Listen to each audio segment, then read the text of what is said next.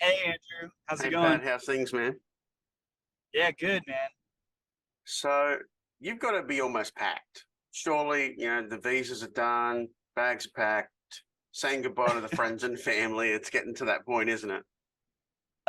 Not even close. I haven't even started. Wow. Yeah, you're I you're a know. you're a true rock star. Just tossing it in at the last minute. Yeah, I'll probably I think our flight's on Monday morning. I probably will get everything settled and ready to go Sunday evening, if I'm being honest. Ah, as long as you make it here, that's the main thing. It's been a little while. Absolutely. It's been way too long, man. We're excited to come back. So I want to start by asking something completely different from the fact that you're touring. So the band started in Orange County. What was the music scene like for you guys growing up in that area? I mean, it was really strong, honestly.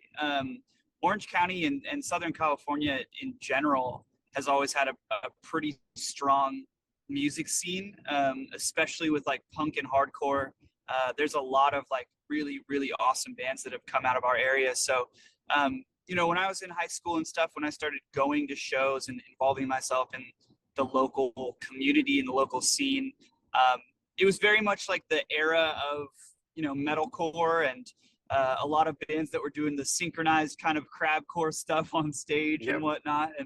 And it was definitely like a defining moment in like our culture at the time. But yeah, I mean, I was going to shows probably every weekend when I was yeah, early high school throughout my kind of like adolescence and whatever. I would be at shows all the time. They had multiple venues like in our area. I mean, one, being from Orange County is amazing because my home venue is Chain Reaction, which is one of the most legendary punk venues of all time. And then being able to go to see shows there every weekend or go and even do some of the smaller venues like in the area and stuff that were kind of more DIY and stuff. There was always something happening, so I feel very blessed to be from where I'm from and to have experienced such a strong music scene because I think it gave us a great starting point when we decided to start making music as a band. Now you mentioned like things like crabcore and things like that. Do you think that the whole whatever core got out of hand more than anything? Like, you know, what's next? Like garbage ban, bin core, and like Dude, I don't know, man. Who fucking knows what the next gimmick is gonna be? I think it was for a while like the new gimmick was like the whole sad boy scene, but now with Gen Z and TikTok and everything, I feel like all the hyper pop shit is taking over. So who TikTok knows, core. man? Dude, truly, it could be TikTok core could be the next big thing. Who knows? I reckon you should do a TikTok core single. Just be the trailblazers for it. Yeah, right. Exactly. Like speaking of things like TikTok, I've noticed that there are bands that actually film their video clips Mhm. specifically in different aspect ratios now for TikTok. Is that something that you guys have embraced looking at that form of the technology moving forward?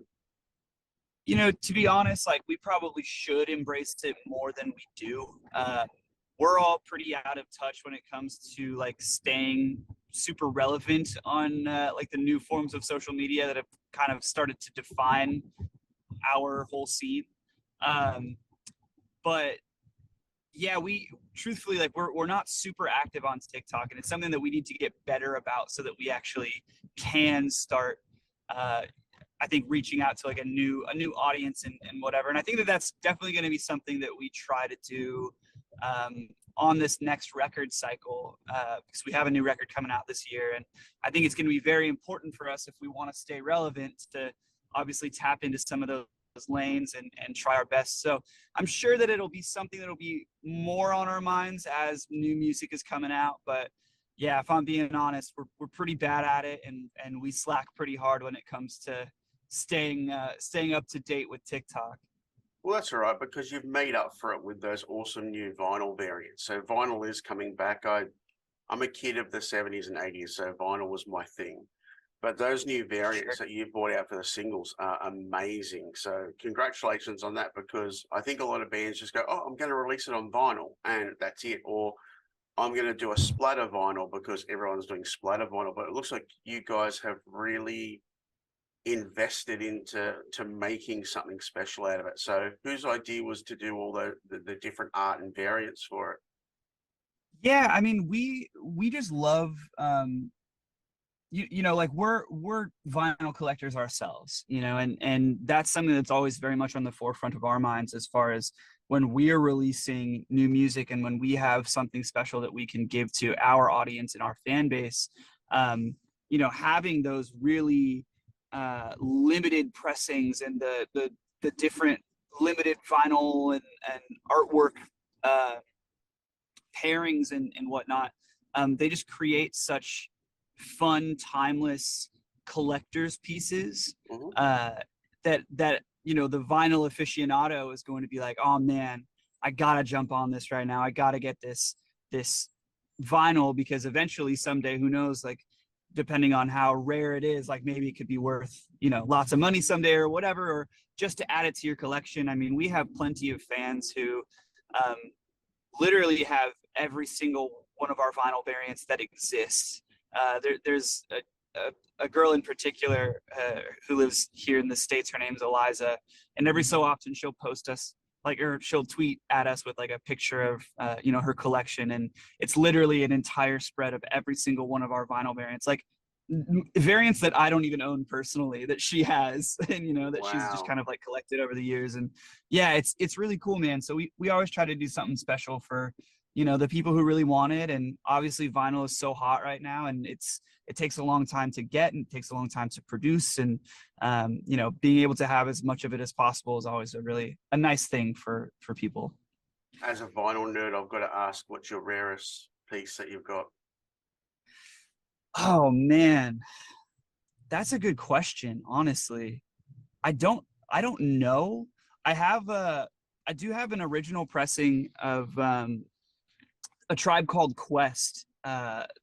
They have they're if you're familiar, they're a hip hop group from like the '90s, and I have one of their LPs. It's actually my favorite hip hop LP, um, and I have an original pressing from them. I don't necessarily know how rare it is, but it's pretty special to me, and it's very old. It's probably one of the older vinyl in my collection. So yeah, but honestly, yeah, I don't know. I don't know what's like the rarest piece I have. That's a good question. I'll have to get Oh, back to you on it. yeah, well, I'll date myself now and tell you I've got a first pressing of Pink Floyd's Dark Side of the Moon in quadraphonic rather than stereo. Wow, Yeah, man, that's awesome. and that dates myself, but it's just like when I saw it, I was like, I'm not even into Pink Floyd. My wife is. I'm just buying it. I don't care. Dude, that's amazing. I love that. Yeah, it's vinyl collecting's pretty addictive.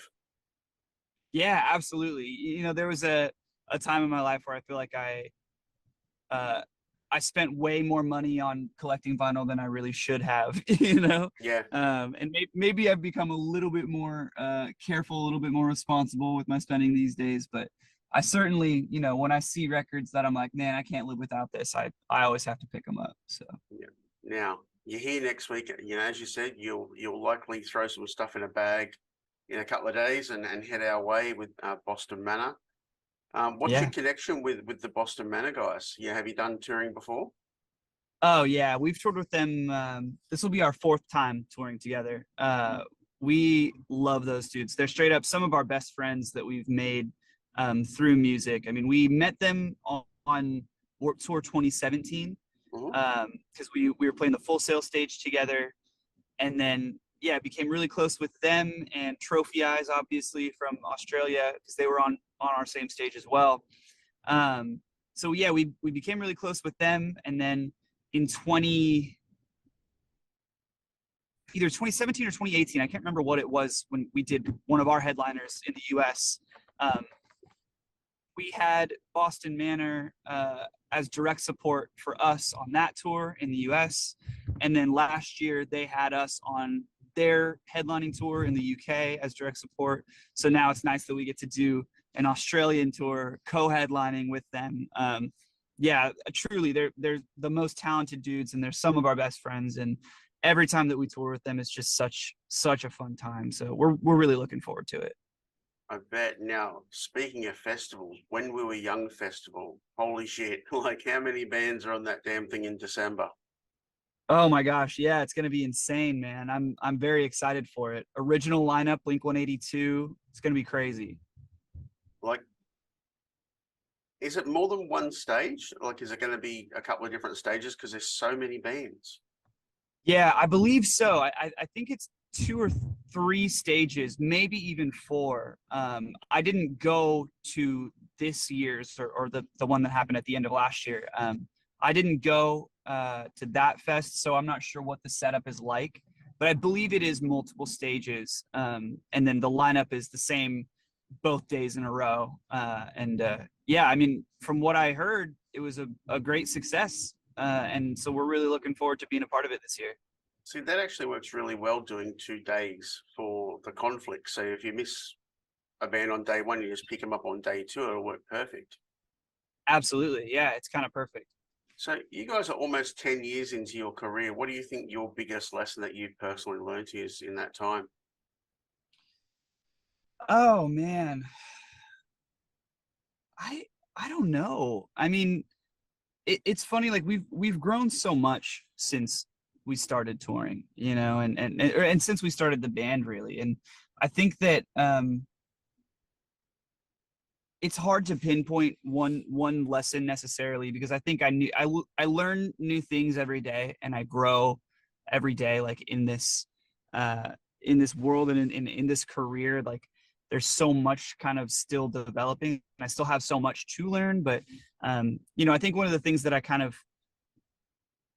maybe not so much regret, right, but I look back at like some of the things that I wrote when I was younger, that I had a very specific lens that I was living my life through, based on, you know, being a young kid and dealing with angst and having certain feelings about certain people in my life or whatever. And I look back at it and I think, man, maybe I didn't need to be so whiny, you know, Yeah, like I get you.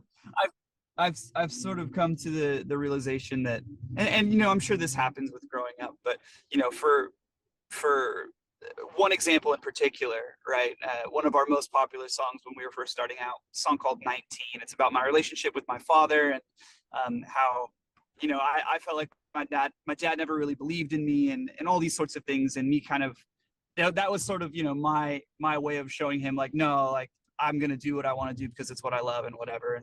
And by all means, like those are valid feelings, right? But I think as I've gotten older, I've started to really appreciate the sacrifices that my father made specifically for myself and for my family, and for our family and my siblings. And um, I've sort of grown to have a much greater appreciation for my dad. And sometimes I look back at those types of songs where I was really just kind of giving him the middle finger, and I feel bad about it, you know. So I think I'm one of the big lessons that I've learned is just to be more intentional with what I'm saying in my songs, and what I'm putting out into the world, and making sure that it's something that I feel is going to resonate personally for me more long term than just in the, you know, the narrow, like I said, the narrow lens of whatever it is I'm living at that moment, if that makes sense. Makes perfect sense, especially as a father myself. So, Pat, you're here Yeah. next week. Everyone's going to be like slamming to get out in the pit for this one. There's a couple of sold out shows. So, thank you so much for your time.